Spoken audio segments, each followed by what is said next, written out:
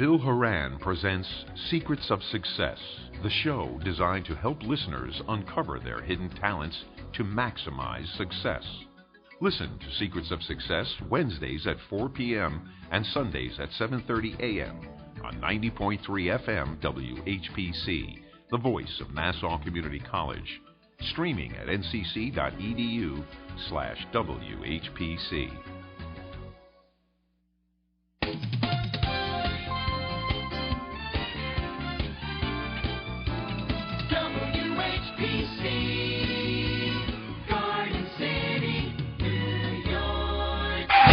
You're listening to the Motor Mouth. Oh, boys! You guys got your celebrity on. You don't want to hang with us. It's okay. Stop sliding across my hood. Ray? Yes. Chris? Yes. Are you keeping it between the ditches there, son? Motor Mouth. I listen to those guys. I look forward to it every Thursday and Sunday. Hey there. I was calling to speak to Ray. Motor Mouth. You don't have to be Italian to join. Just listen, even if you hate cars, and if you hate Chris and Ray, which people do. I got a call question. Our trained staff of 2 will help. A friend of mine has, you listening? No. Why don't we call those guys at Motormouth and break their chops? Quite frankly, there are better things to do with your time. All right, Chris, before Ray's head explodes. It's always fun to abuse the callers. The people that own Porsches don't listen to this program. This is also the remote correspondent for Motormouth Radio. Yeah, I want to know what the is wrong with my car. And I was just calling to see if you could give me a little advice. I got my Motormouth t-shirt here. Yeah, it looks really good. No problem. Thanks, Ray. Thanks, Chris. You guys be cool. Motor Mouth. Nobody listens to the show anyway, so what's the difference? And Motormouth Radio will be there as well. I hate cars. I hate people with cars. I'm going home on a horse. You're going to have some sacrifice somewhere if you want to make a repair. Sacrifice was coming and doing this show today. Yeah, it is a sacrifice in a show, right? There you go. Every week. There are answers, sometimes correct ones, and we may have them. Motormouth Radio, 90.3 FM, WHPC. Motor Mouth.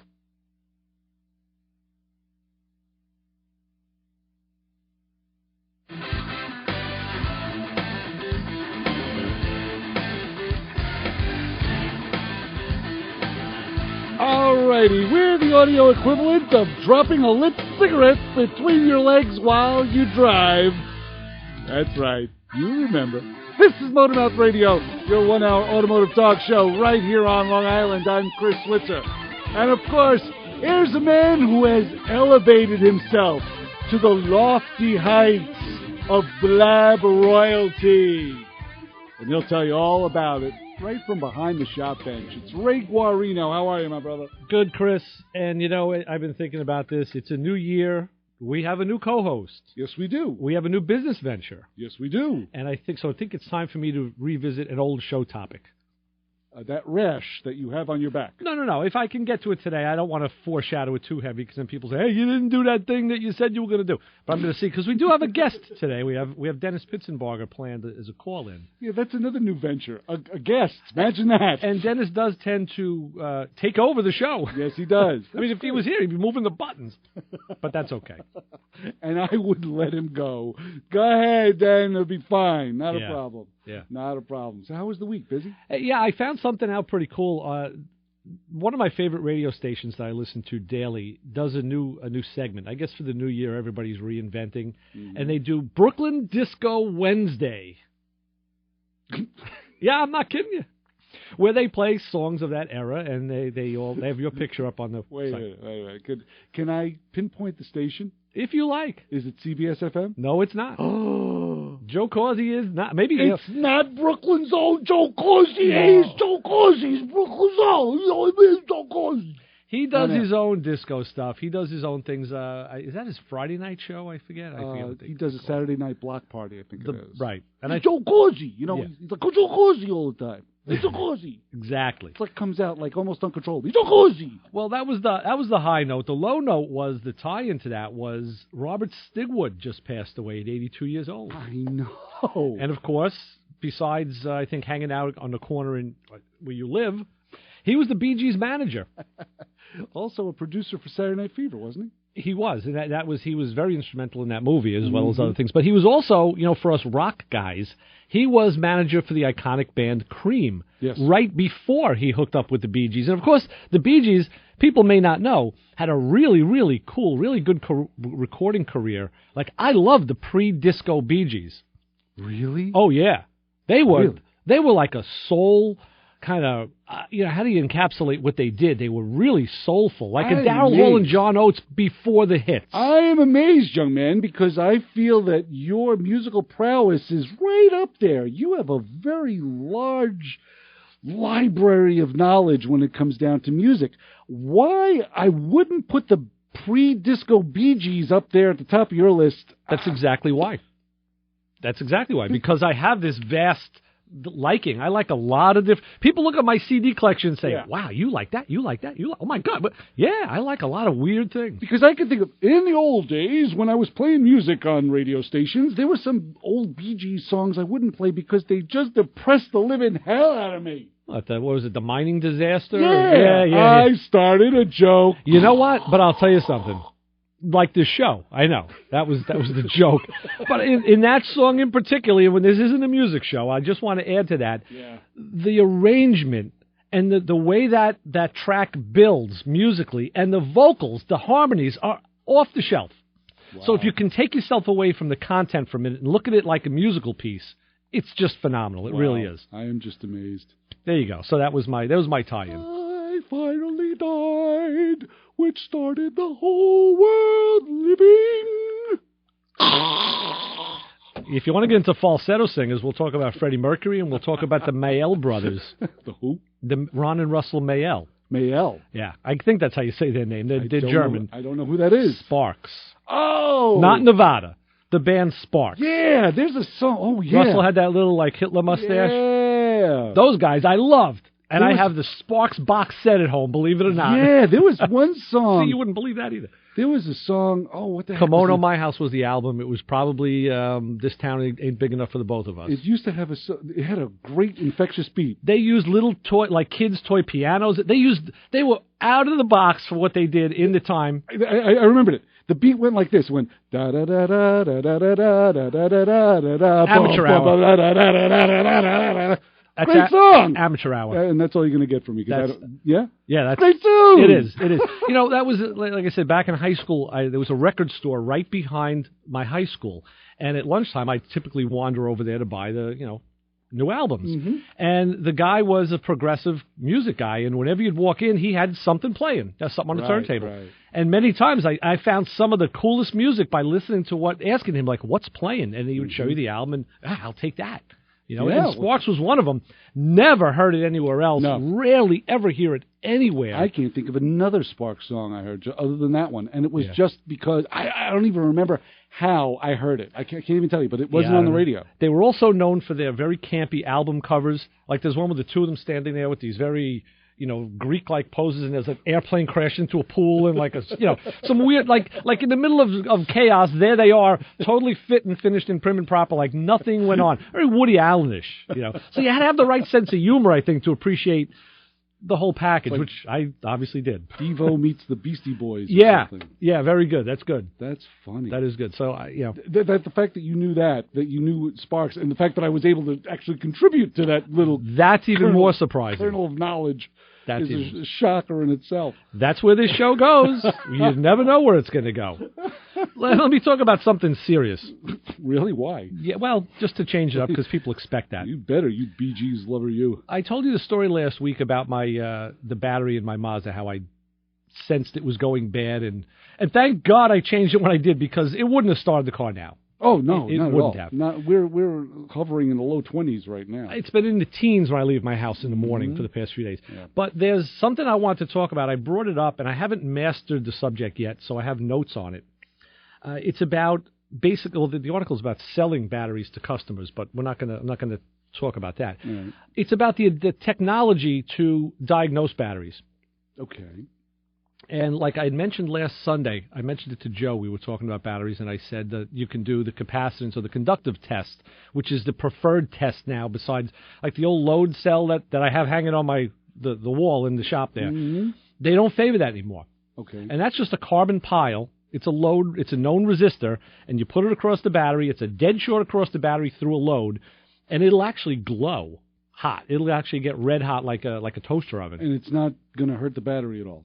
It's loading the battery. So it's doing its and with the gauge, with the test switch and the gauge, with the load in place, you put the clamps on, and it just gives you surface voltage of the battery. Okay. Surface voltage is only a very small piece of the puzzle. That doesn't tell you what the battery can deliver. That's why you can turn the device on sometimes and get a display, but as soon as you try to activate it, nothing. Because when you activate it, you now load the device. So when you load the battery, it looks at, this is where Ohm's law comes in. It's a load across a battery. It's simply and pure is what it is. Right. And that battery voltage is going to drop. So you're putting a stress on the battery, basically. You're asking of it. Sure. And electrical stress, it's called a load. Now, when you crank the car, the starter is one of the heaviest loads in the car. Agreed. And that's why they're rated in kilowatt hours, because they can be. And now you add to that a cold engine, one that's 13 degrees. Yeah. And all the parasitic losses and all the other stuff. And that's so funny because we've always talked about what is the more of a strain on a battery. Is it hot weather or cold weather? Both.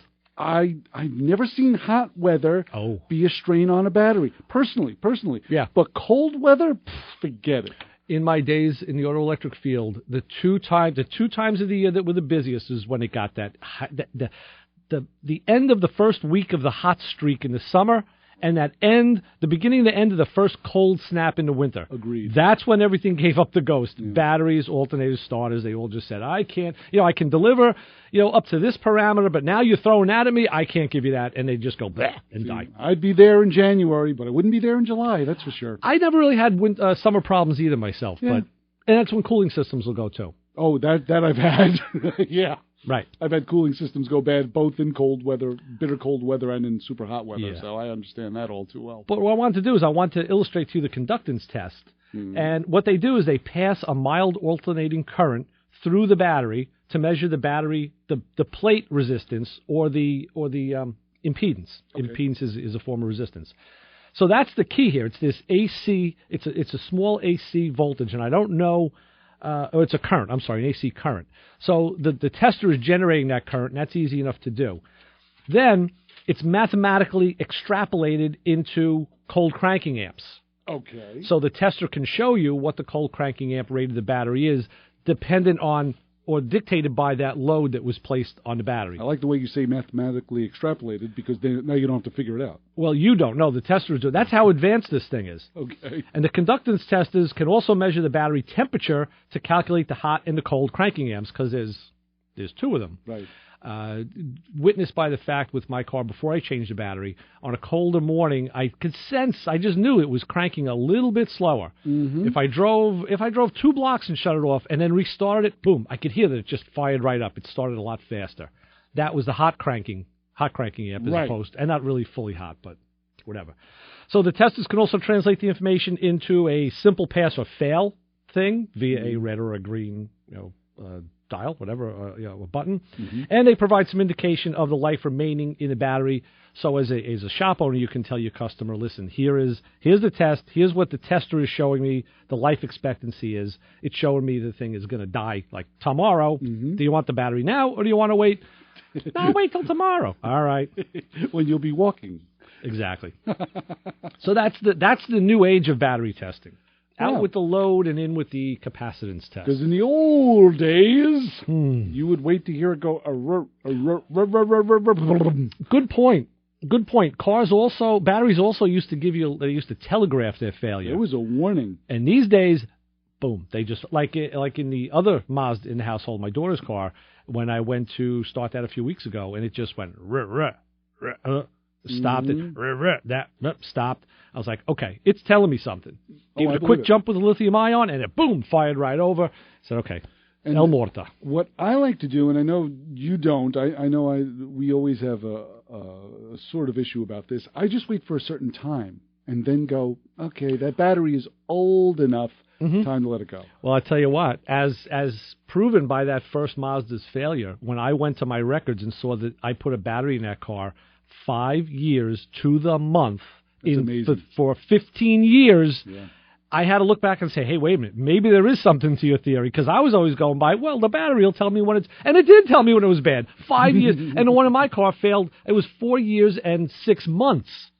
But that car, that situation is kind of unique because it doesn't do any highway miles.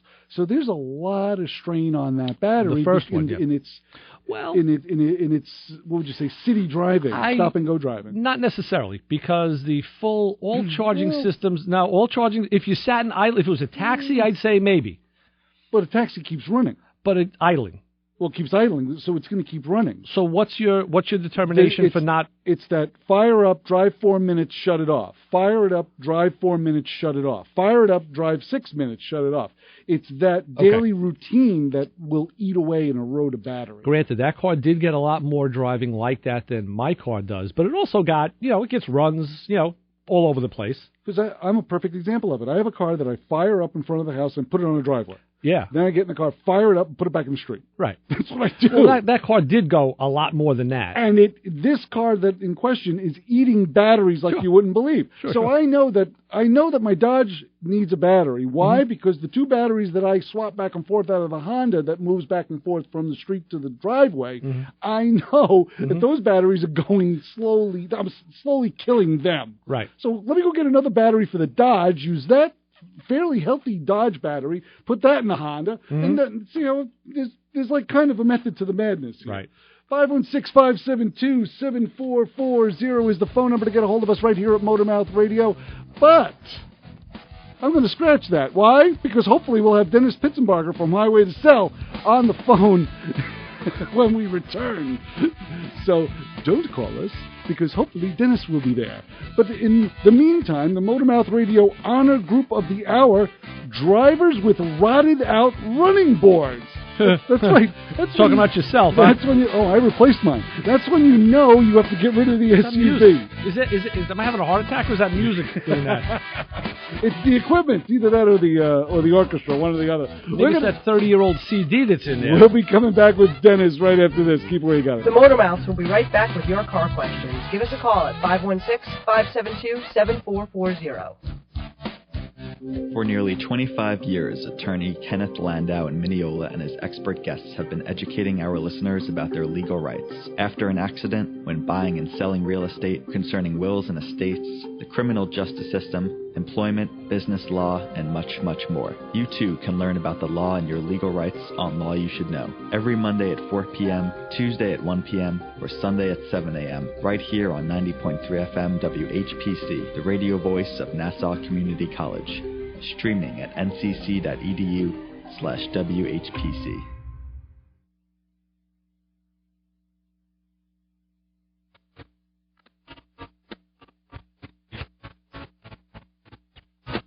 Wow, listen to that. I think our CD player is finally dying. But we can repair it because we're Motormouth Radio, your 1-hour automotive talk show right here on Long Island. I'm Chris Switzer. I just want to hear that. Oh, wait. Wait, so is the music. There we go. I think the head clog cleared there. All right. We're going to go to the phones right now. We're going to go to the fun. And we're going to say, hi, you're on with the Motormouths. Hello. Hello. Hello. Is this Dennis? Hey, guys. Yeah, Dennis, how you doing? Dennis Pittsenbarger from Highway to Sell. How are you, my brother? I'm doing good. Boy, don't say Highway to Sell. That thing took a bullet to the head over a year ago, man. That thing's dead and in its grave and decomposing. Oh, come on. Better. On to bigger and better. Talk to us. Come on. I love when let me tell you, I love when an interview starts this way. Yeah. Yeah. By the way, where I work, I'm unemployed. Do you have a cup of soup and a little change drawer? No, everything is good. It was a good run for Highway to Sell. We had a lot of fun. It was a cool show and it was a cool idea. Unfortunately, much like Tony Soprano sitting in the breakfast shop with his family, I can tell you the end instead of it being a mystery. Some guy walked in, he put his little 9mm to the back of the show's head, and it's all over. But and you were listening to "Don't Stop Believing" when it was happening. Right? Yes, exactly. A little journey in the background. It was nice, sitting there wondering if the original lead singer was going to come back, and just as I thought that, pow, it was done. I was gone. Right.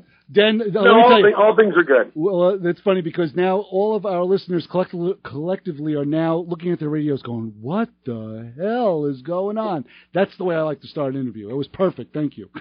No problem. That's the shock value. You betcha. That's what we try and shoot for on a bi-weekly basis.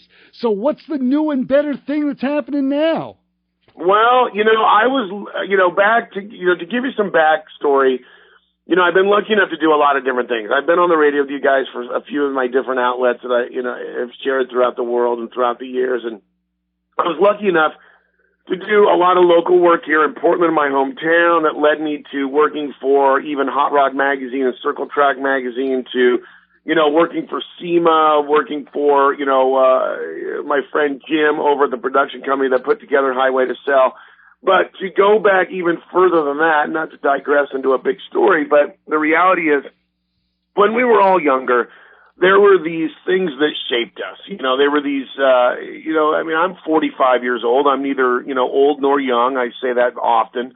And when we were all very young, there were these things that shaped us. And I would never say that the outlet that I'm working for now is the complete and all-knowing sort of neon sign pointing me down the road of the automotive industry. It was certainly one of the many things that shaped kind of who I am today. And I read a lot of Hot Rod Magazine. I read a lot of Carcraft. Heck, I even read a lot of, Cartoons Magazine. But one of the magazines that certainly made me push my face up against things like 1986 IROC Zs and 5-liter notchbacks and Grand Nationals and, Trans Ams with 5-liter, TPI motors in them, was a magazine called Cars Illustrated. And lo and behold, if you can believe this, a friend of mine, to remain nameless, bought the magazine and all the rights to it. Okay. And we were talking about, the future of this magazine, and I said, I want in. I want in just because I know the history behind it. I know how important it was to so many people back in the 80s and early 90s. And that person, again, to say, remain nameless, was just silly enough to give me the keys to this thing. So I am definitely knee-deep, more like about chin-deep, all the way in the resurgence and rebirth of one of the greatest magazines, if not the greatest magazine ever to be produced, which is called Cars Illustrated Magazine. Dennis, I've been following that a little bit, and I'd like you to talk a little bit about, if you can, that $12.99 challenge that you're involved in with that Z28. Well, that's really kind of, to me, the cornerstone of everything that is Cars Illustrated. I mean, one of the things that people get a little weary of when they want to be in the performance world or play with cars is, I got to have a lot of money. It's just the stigma that goes with drag racing, is I got to have a ton of money. And we watch guys like, Big Chief and Kai Kelly go out and, in their cars that they have $50,000 in the motor, let alone something like a work of art like Jeff Lutz's, Pro Mod car he took on on Drag Week. These cars have thousands and thousands of dollars invested in them. And it really has always been one of the things that I've not only known, but then learned and had it, reignited, is something Tony DeFeo, one of the original parts of Cars Illustrated, said to me. He goes, every part of the car must be looked at like a buffalo back in the 1800s. No part goes unused. If you think about the way the Indians looked at cars back, or they didn't look at cars back then, excuse me. They looked at the buffalo and no part of the buffalo went unused. So getting into what I'm saying is, it's just a matter of building something with your own two hands on a very inexpensive budget. You look at magazines these days, they say budget build. Yes, I did air quotes while I'm on the phone. And they give you a budget build for a small block Chevy, and it's still $6,500.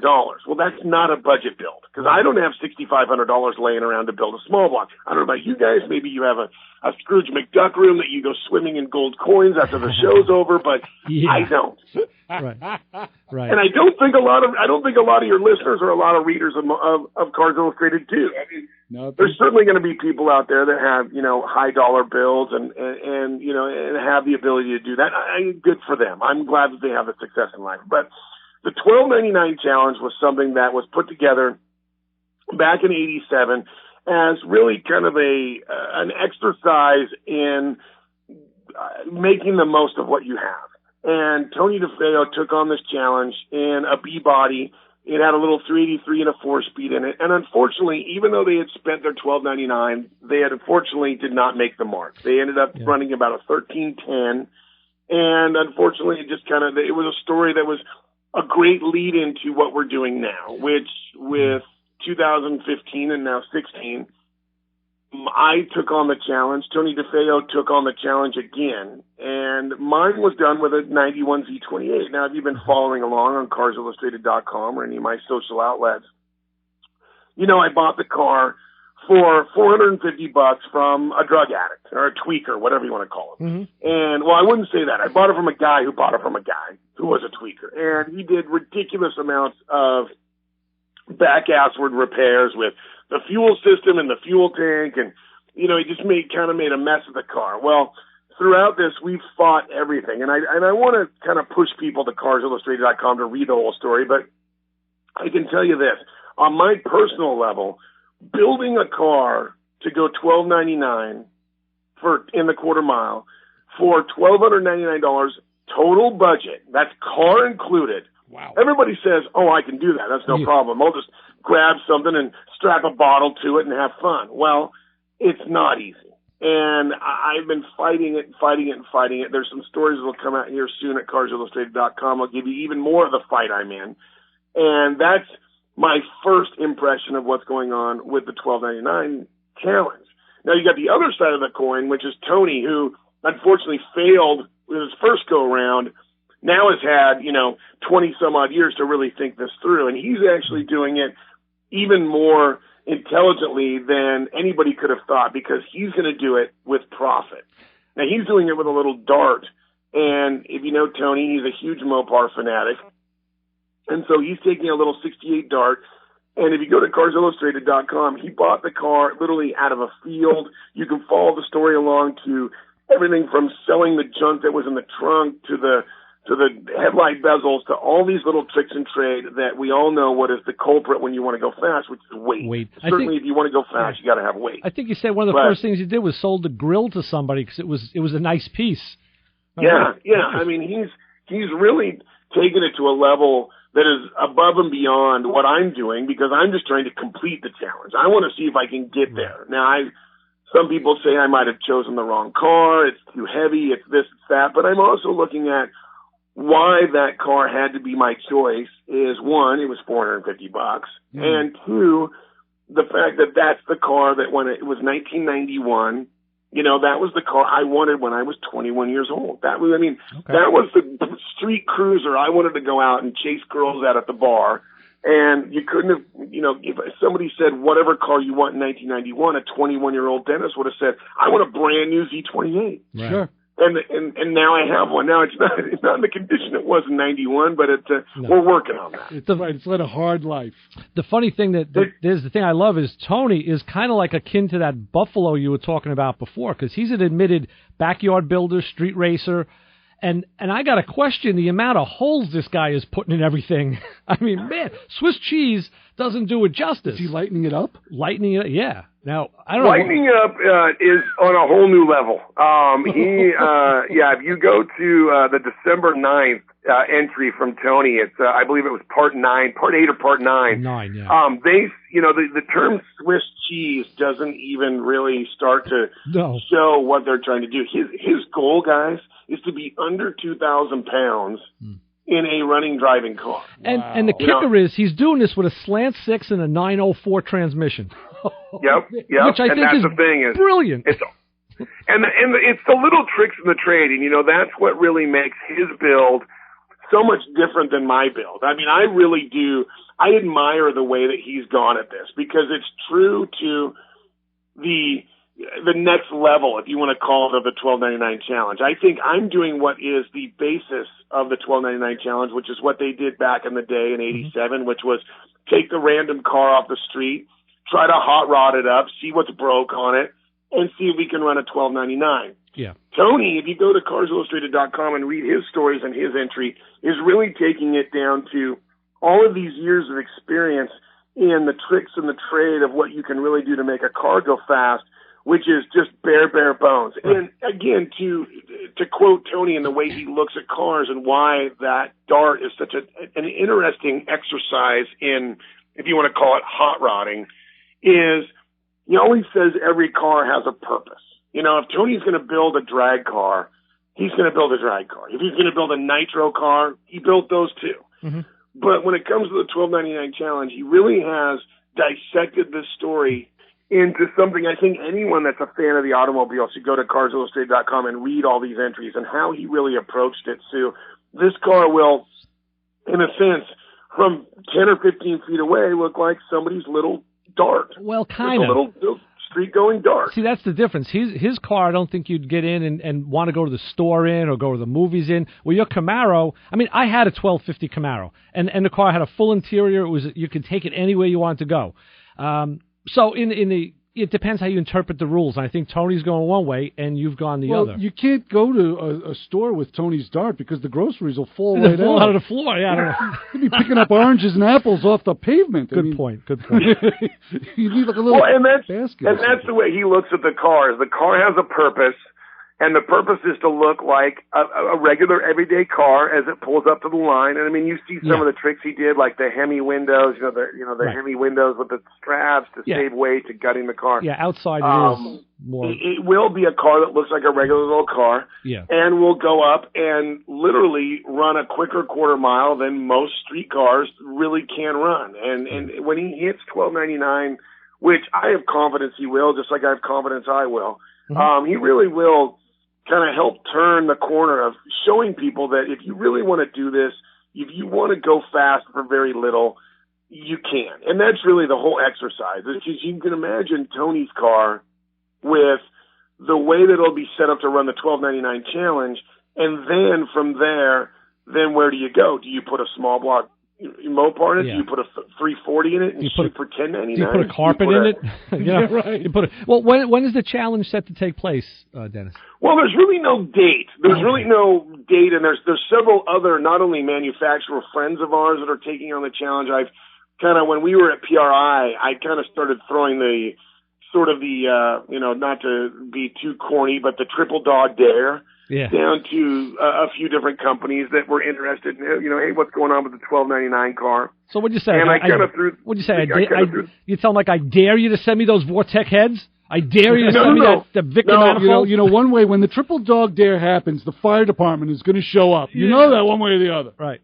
Exactly. Stick your tongue on the pole and let's see if you can really pull it off. So, it's really kind of a way that I went around to the industry, and I feel like I'm such an ambassador of that real guy, because I am just a regular nerd car dork, and prove to people that they can do it. But yeah, no, there's several other people taking part in the challenge, and there's no real time frame. I mean, if you're down in Florida, you could actually go to a local track and do some testing. I'm in the Pacific Northwest, and my daughter didn't go to school for a couple of days this week because we had, freezing rain. Right. Tony's in Tennessee. He's got another set of, things to overcome as far as weather. So there's really no timeline. It's really just about the exercise of it, and I encourage people to try it. I really do, because it's something that really is. It's that hands-on thing. If you go to the Cars Illustrated, YouTube channel, you can just search at Cars Illustrated magazine. There's a great video where I kind of bum rushed Tony. I was on the Find New Roads tour for Chevrolet. I was out driving brand new 2016 Camaros, which, by the way, was a joy. And I just bum rushed his house. I was in Tennessee. He lives about 30, 40 miles outside of Nashville. Parts unknown, don't want everybody showing up at his front door. But, I went out there and I busted down his front door, and he was, basically, what the hell are you doing here? And I went out and got a great interview with him. And, he's not, Tony DeFeo doesn't enjoy fame, even though he's such an icon to guys like me and maybe you and a lot of other people that just read what he's been a part of. He's still just a regular guy that just wants to build some cool stuff. He has no interest in the limelight or anything, and that's what I think makes him so endearing and so real to the car industry. Yeah. That's what it says on the website. It says that he despises being famous, so be cool with him if you bump into him. Dennis, can we pause you for one? This is hard to do, to pause you, but we have to pause you for a second to take a quick break. We need you to hang on the line. No problem, buddy. Let's go to break. Let's pay some bills with some commercials. All right. You got it. Dennis Pittsenbarger from, let's just erase that. CarsIllustrated.com. Cars Illustrated.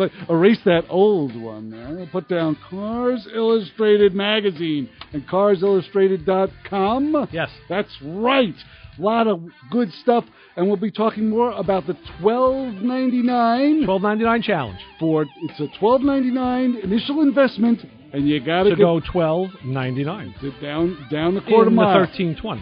If that makes sense, right? Sounds like a real challenge. We'll be talking more about it right here on Motormouth Radio with Dennis Pittsenbarger. And, of course, you can check the show out on Performance Motorsports Network. You can also hear us on iHeartRadio. We're proud of it.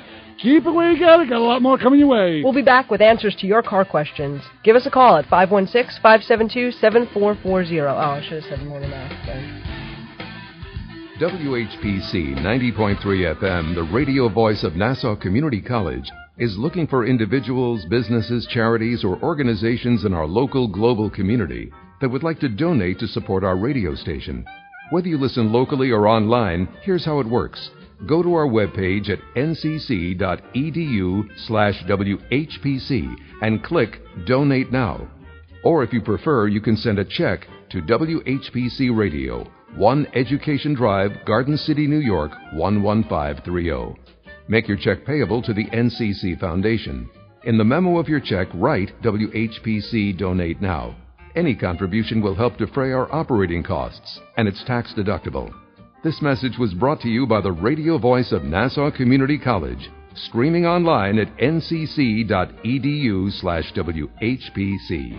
Got a car question? Give the Motormouths a call at 516-572-7440. All righty, hold on to that phone because we have on the line Dennis Pittsenbarger from Cars Illustrated Magazine. Like the way I kind of recovered from that, huh, Den? I like that a lot better. I like that a whole bunch better. It was a pang of professionalism. We don't get them often, but sometimes, little. I even gave you my radio voice when I did that. Yeah. Hello, welcome, and here's Dennis. No, sorry, that was teasing. That was good. That was pretty good. Yeah.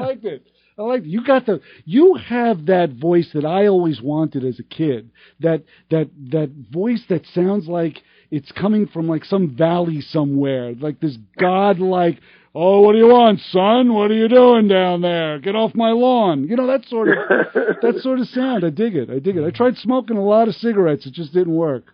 Yeah, it's funny. I tell people that Marlboro had a lot to do with this voice back when I was younger, but I haven't smoked for years and years. Jeez, I can't even remember. It's been, oh my gosh, like 15, 20 years or whatever it is. But Marlboro had a little bit to do with this raspy voice. I believe it. Yeah, I used to want to be sounding like Larry King. Wheeling, West Virginia. Hello, how are you? Sounds like my neighbor Marge, the old Italian lady. That's what she sounds like. Love it. Yeah. Hey, Dennis, how's the Bronco holding up? The Bronco's holding up. It got stranded in the inch of ice here in the Pacific Northwest. But that thing, the funny thing is that's one of the many things I'm going to try to use for projects for the Cars Illustrated fleet. That's one of the things that's kind of fun. I'm up here in a really cool shop. I mean, if you watched the TV show that I was on, then you saw one of my friends that was down, I guess, to Florida with me, Mike Christopherson from ProTech Automotive, a really great guy. I've known him for, we were thinking about the other day as we were at his wife's birthday party. We've known each other for damn near 20 years. And, one of the things that I get lucky enough to do is he's got this incredible shop. I mean, if you check it out, the guy, I don't even know why he works on my junk with me. That's what it is. I'm working on this old 91 Z28 with an archaic, what he would certainly consider an archaic, power plant. Even compared to LS or even now the new LT1 generation small block Chevrolet. And he's, a BMW Audi, mechanic. So he has, sitting next to my, my POS 91 Camaro, on the lift. On the very next lift will be like a 95,000 M6 that needs a valve job, and I look under the valve cover and it makes my head explode like Rip Taylor because, I can't understand, the 3 different valve actions that happen on the dual overhead cam. So lucky enough for me, I got a friend like Mike who let me bring in not only my car there, but I also have the Bronco to play with. I have a 67, which will be our grudge car for Cars Illustrated. That's going to be 632 tall deck, turbo 400 Caltech single leaf, kind of a scary little old lady's car. We have the 68 Camaro that you can see some stuff about on CarsIllustrated.com, which is a pro touring car. Actually, it was the very first show's Camaro build from Highway to Sell, and I got that car back from Florida. And, like I said, all you got to do is look up lawsuit, and we'll just let that show, again, sit and bleed on the curb like Tony Soprano. Yeah.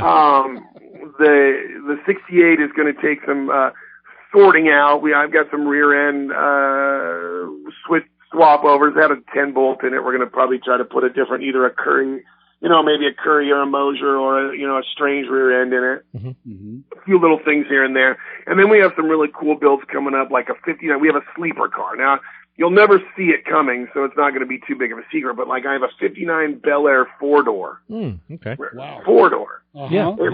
It's the grandma car of grandma cars. Well, that's going to have a Dennis, power add. Is it a flat top or is it a post car? It's a post car. Oh, okay. Yeah. Is it green or beige? Yeah, gray. Wow. Good. One of 2 guesses. I don't want to give it up too. Okay. Guys got to go out fishing in it. Okay. But that'll have a boosted LS motor in it. Nice. We're going to do a bunch of stuff with my friends over at Ride Tech. I was talking to Brett Vocal yesterday about doing some Ride Tech stuff on it. And it'll be kind of a fun little sleeper car. It won't be dedicated to drag racing, but we're helping build it for a friend of Mike's to have some fun with, but again, it's just kind of doing something out of the norm. You gotta make a road car out of that. Well, it is with the Ride Tech suspension. Yeah, well, it's Ride Tech airbags. I wouldn't emphasize drag racing with it. Maybe road racing. But to do both. But to be able to do both. Yeah, okay. It could be even I did have fun playing with the guys at Optima, over in the Ultimate Streetcar Association series. It could be a car that could kind of be a sleeper in that. The guy has some great plans for it. But yeah, I'm still back to the Bronco. Yes, I still have delusions of grandeur. Last time I think I talked to you guys, I had a couple small blocks on engine stands in the garage here at the house. Well, with switching over to gearing up for the 1299 challenge, I actually sold those motors. So it's still the little Puker 302 in the Bronco, which my daughter, she's 10. She keeps telling me that's her car. And if you think I'm putting a hot motor in that thing for a 16-year-old, you're crazy. I'll let her be the cool kid with a convertible Bronco, but I'm not going to let it run 11s or 12s. Right. No, you don't want to definitely do that. No, last time we spoke, you were fixing a window regulator and a tailgate. Yeah. And the funny thing is, if you don't know, here's the thing I love about the auto industry. If you don't know, don't act like you know it all. Just say you don't know. Right. And so I got the regulator working, and it just actually what it ended up finding out is the glass actually came loose from the track, so it was completely out of the track. I made some epoxy up, went down to the shop. Mike had some, this crazy, I don't even know what it's called, some crazy concoction of epoxy. We epoxied it to the bottom of the glass. I rolled it all the way up. I left it there for a week. It's perfect. It still works today. Nice. That damn tailgate, come to find out, those old Broncos, if you don't get the tailgate all the way closed, they won't roll up and down. So I completely disassembled the tailgate, took everything apart, put it all back together, trying to figure out what the hell was wrong with it. It still couldn't figure out. Went on the internet for 5 minutes, figured out, went out there, slammed the damn thing shut. The window went. And it worked. Don't you love it? Oh, God. I try to close it easy because I don't want to break that glass in there. What do I do? No, it went on the internet. What do you do? Bronco, window, won't roll up. What the hell? Slam it. Oh, okay, slam. Window goes up. Of Beautiful. course. That's always the way it is. That's great. Those are the fixes I live for, Den. Those are totally the fixes. I have a stepbrother. He had one of those Dodge Diplomats, late 70s, and the back of the trunk was sticking up, like almost, what would you say, blocking the rear window. And he got duct tape all over it. And I look at it and I go, take the duct tape off. We can fix this. So he peels the duct tape off. We open the trunk lid. I bend it up. I just push it up further than it should have clearly opened and then slam it. And it was perfect. It sat flush with the body, just like that. I'm like, there you go, done, let's go. I'm done. Chris is throw up the hands. I'm good. Chris is the trunk whisperer. The trunk whisperer. Well, that's one of the things that, as much as we're going to try to do some really nice builds for Cars Illustrated, it's everything from those basic repairs.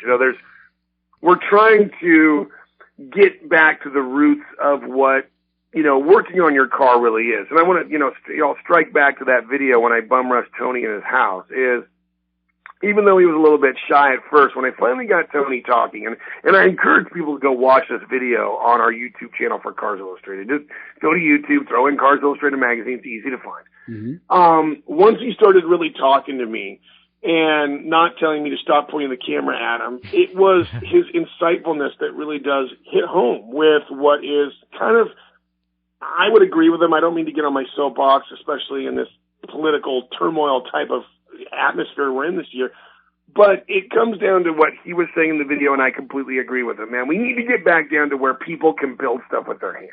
Sure. There's things that we should be able to know how to do. And as much as I encourage my daughter to become affluent with computers and technology to be able to take her into the next century, so to speak, of where this world's going, I still want, and I'm just using it because my daughter's my number one priority, very closely followed by my wife, being the two women in my life that I care about.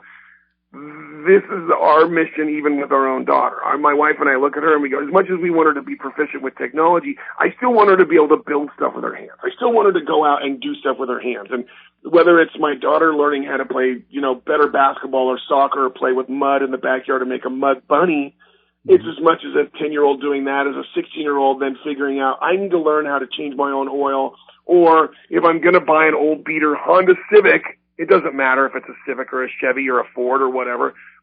If it's clattering in the valve train, that I know how to pull the valve cover off and actually adjust the valve. Mm-hmm. Actually know if the clutch goes out in the car that I can pull separate the transmission from the, from the engine and take the pressure plate down to the machine shop, have them surface it, stick it back in there with a clutch kit and do it myself.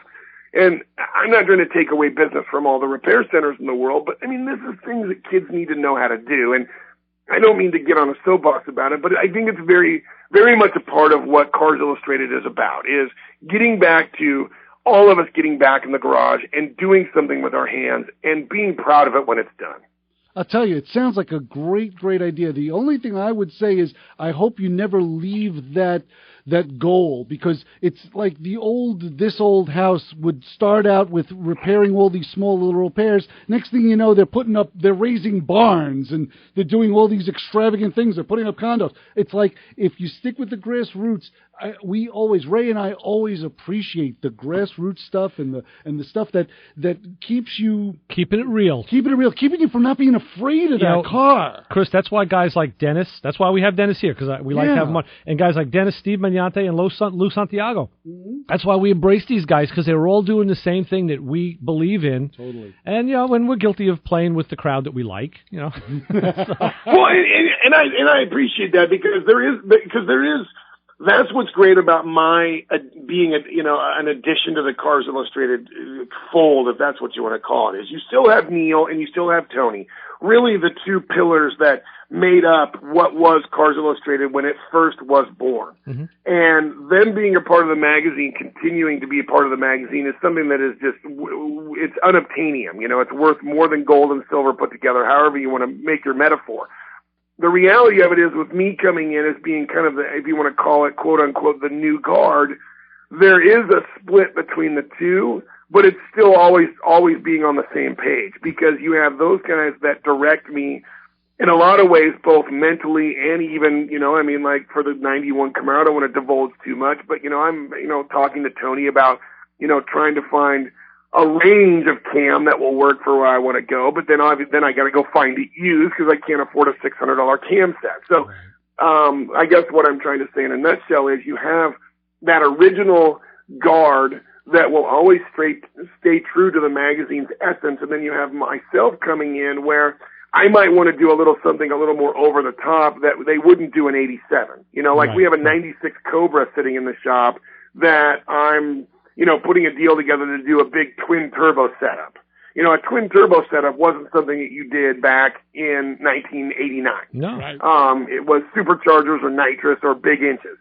And that's where I think it's going to be such a great blend of all of us, because I say new blood at 45. I'm more my beard is gray than brown anymore, but it's bringing in something different, but then obviously certainly never losing sight of what made Cars Illustrated great in the beginning that will make Cars Illustrated great now. And that's why, as much as I love my 1299, it goes back to that every time. As much as I love my 1299 car, I still am more impressed, honestly, even though I love my Z28, but I'm more impressed by Tony doing it and from it, and the way he's doing it with that single purpose in mind.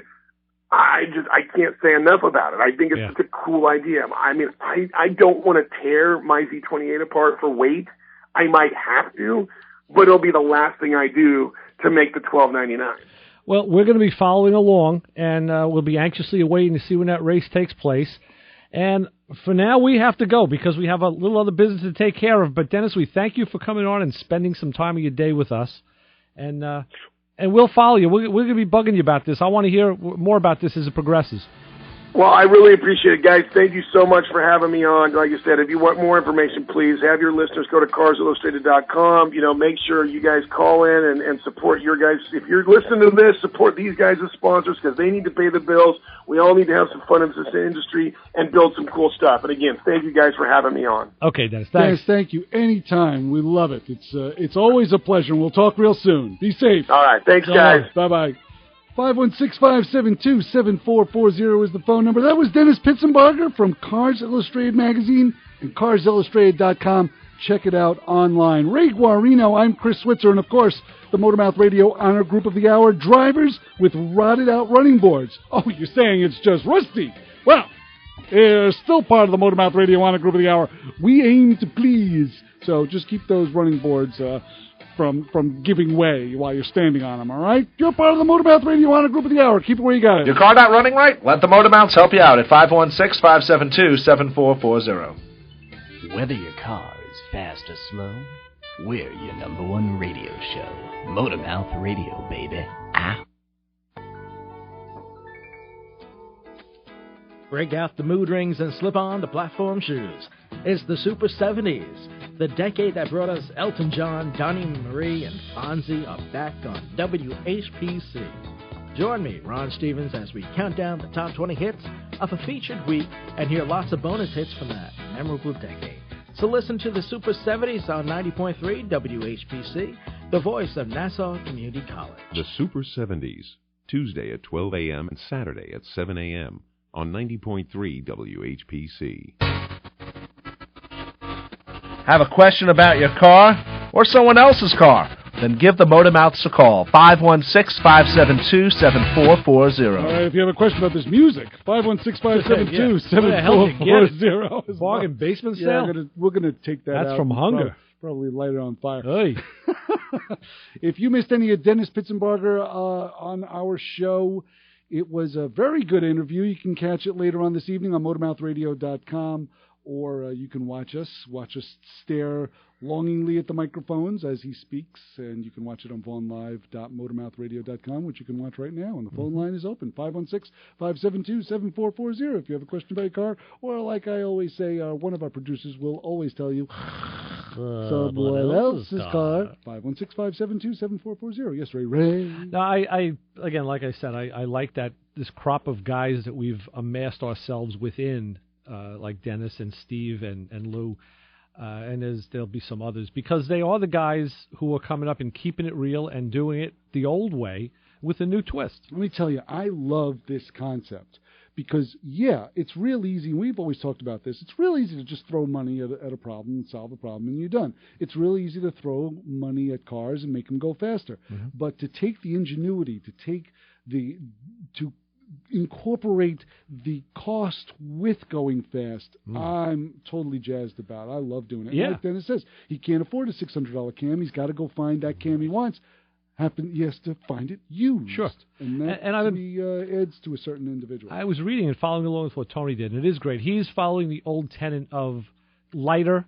With a lighter car, you need less power. You don't have to spend a lot of money on the build. You spend a lot of time lightening, and I'm just afraid that car is going to crumble on him because you got to see the way he Swiss cheese. I mean, it eclipses Swiss cheese. There was a magazine, I can't remember what it was. It was a Hot Rod, Carcraft, Popular Hot Rodding, one of them that took a 69 or a 70 Caddy Coupe de Ville, and they just discussed weight. They didn't do any engine improvements on the car, and what they did was they ran the car stock, ran it down, made a pass. It ran at like 77 miles an hour at somewhere in the... Surprised it got that fast. 14s, 15s, whatever it was. Well, it had the 500 engine in it. Yeah. That was the thing about it. And then they started taking weight out to the point where they had it down to a shell, and how the speed and the time kept getting faster and faster. And then they went that much further, and they started taking the glass out of it. Then they started lopping the top off it. Then they took the whole back of the car off, where they had the guy holding on to the steering wheel. Yeah, I seem to remember that, seeing that in the magazine, Yeah, and I was totally jazzed by it, because they got that thing down to like a time along the lines of what Dennis is talking about. That was the Mythbusters approach, where we achieved our goal. Now let's go overboard. Right. And if they could have, if the rules of their own loose rules would have let them do it, they would have cut half that chassis out and put some tube in there, and made that even lighter too. Yeah, that's cool. Sent the guy down the track with the engine, transmission, and holding on to the brake pedal and the gas pedal. I have a dilemma here.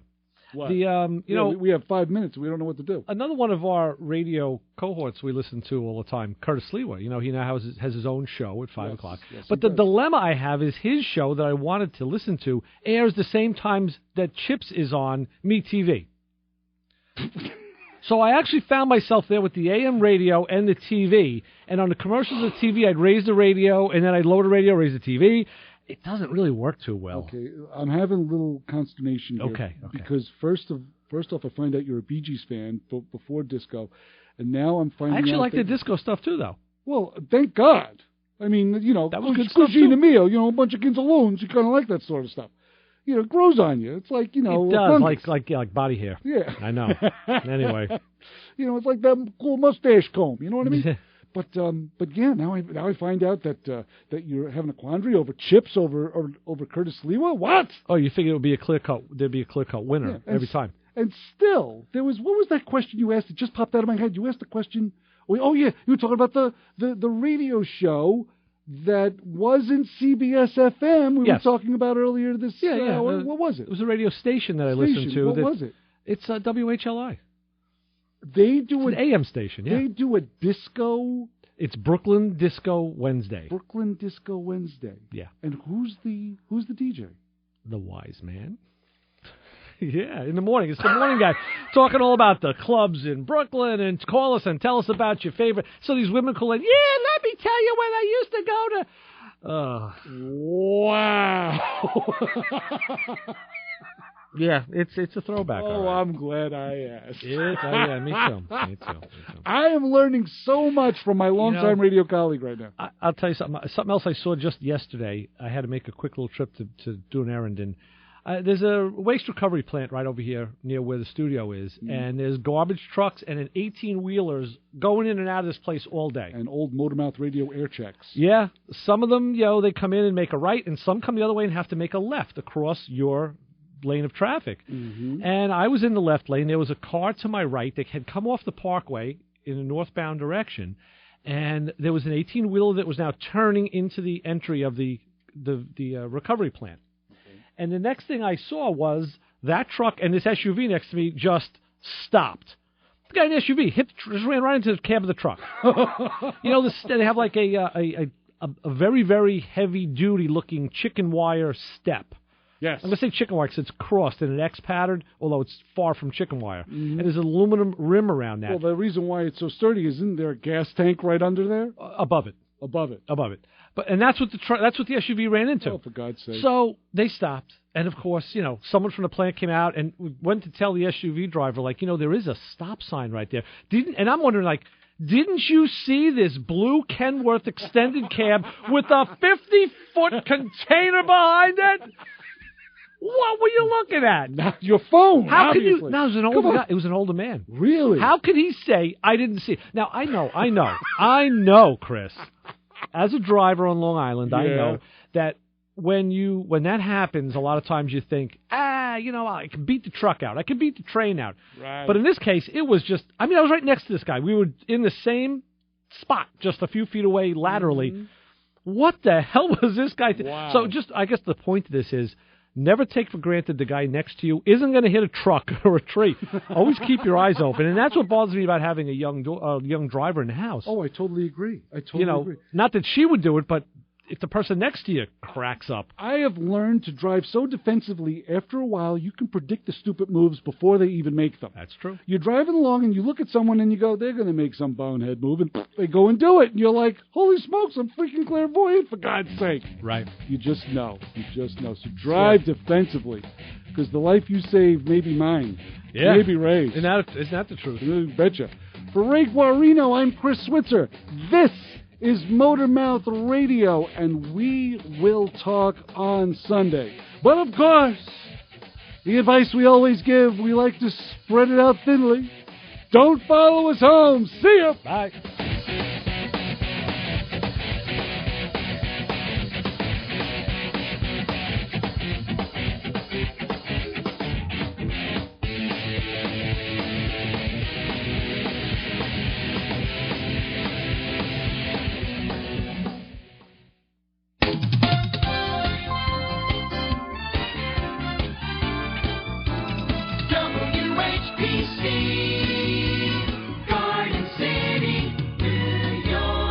From a town near Oyster Bay, Long Island, comes the show devoted to the music of Long Island's own Billy Joel.